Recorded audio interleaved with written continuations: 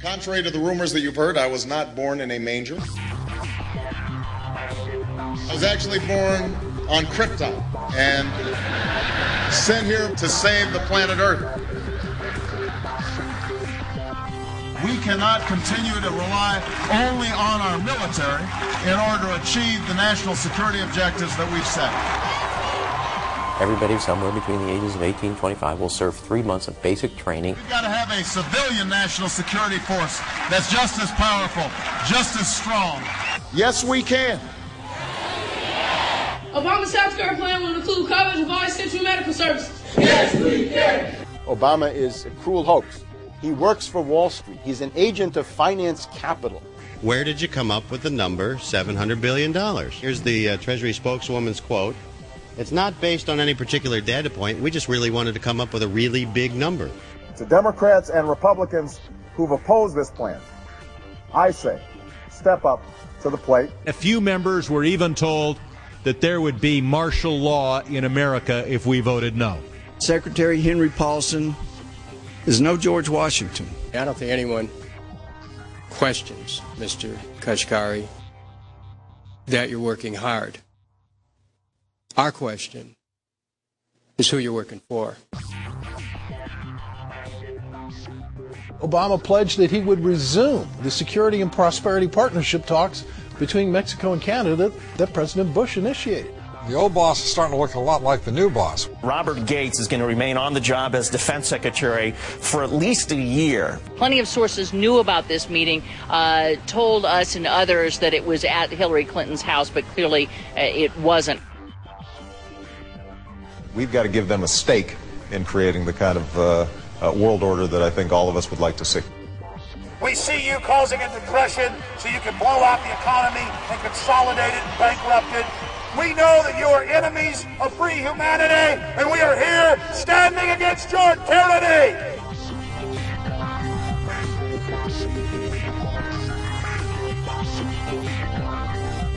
The Obama deception. The truth strikes back.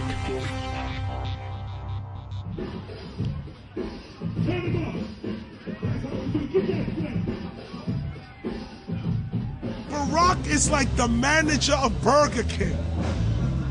All presidents are, including Bush. It's like this. When your fries are cold, if your burger is not done right, you go back to Burger King, America, or your government, and you say, my burger's cold. I want new fries. First, you go to the cashier. That's the courts. You argue to the courts. The courts, if you can't get no justice with the cashier, you say, let me see the manager. I want to go to the Supreme Court. I want to see the president. The manager comes out. Hi, what can I do for you?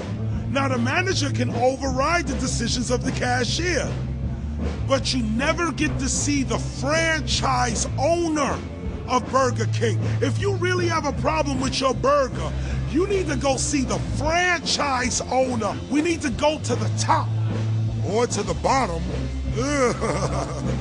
We need to go to where the real architecture of government is. And it's not in a president. It's in a global scheme. Politics in America today is identical to pro wrestling. And what I mean by that is, in front of the cameras and the public, we all hate each other. I'm going to kick my opponent's butt. I'm going to whale him from here to high water and beat the crap out of him. Yet behind the scenes, we all are friends going out to dinner. Went to dinner together. And it's all a work. All intermarried. Show business. It's showbiz. And that's what you have today in politics. The Democrats and Republicans aren't really opposed to each other. Left and right mean nothing. The only thing that counts is, are you working for Wall Street or you're trying to defend the people against the financiers? It's pretty obvious that there's some gigantic financial institutions that have been pulling the strings of politicians in this country for a long time. And there's the fact that we have it set up where they can donate millions of dollars to these guys' funds, these guys' campaigns. I mean, how do we not expect it all to go bad? America in 2009 was desperate for change. The past 8 years had been a disaster. Those weapons of mass destruction got to be somewhere. Maybe under here.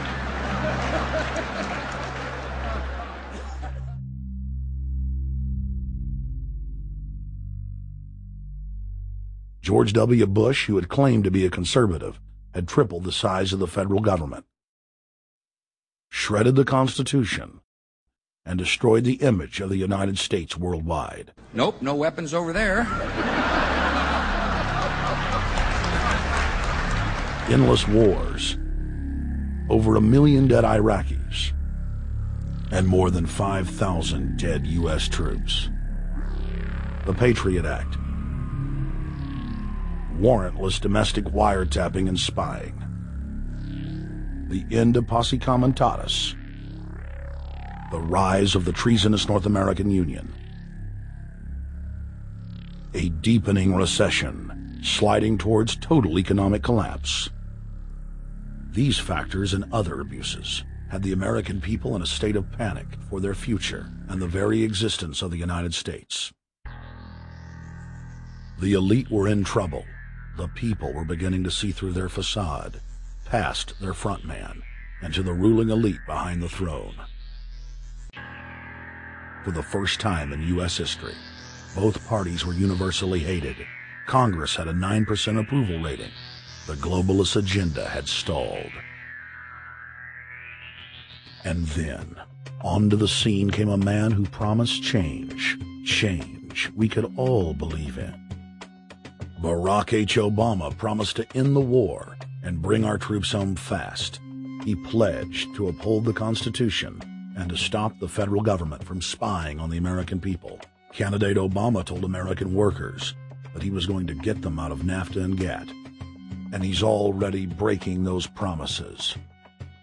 In this film, we will prove that Obama says one thing and does another, and that he works for the very same elite interests that Bush served, the very interest engineering the financial collapse and formation of a dictatorial world government. This film is not about left or right. It is nonpartisan. Our past documentary films are among some of the most damning indictments of George W. Bush and his administration that have ever been made. If humanity has any hope of effecting real change for the better, it will not come from the Madison Avenue false reality makers who have cast Barack Obama as the savior of the world. To alter our course from tyranny to liberty, to defeat the corrupt elite, we must get past the puppets and confront the real power structure of the planet. Now we can see a new world coming into view. A world in which there is the very real prospect of a new world order. Webster Griffin Tarpley is an accomplished geopolitical analyst and historian. Among his scholarly works are the unauthorized biographies of George Herbert Walker Bush and Barack Hussein Obama. Since Bush the Elder made his speech at the United Nations back in September of 1990 talking about the New World Order, I think I've become confused about what's actually going on in the world.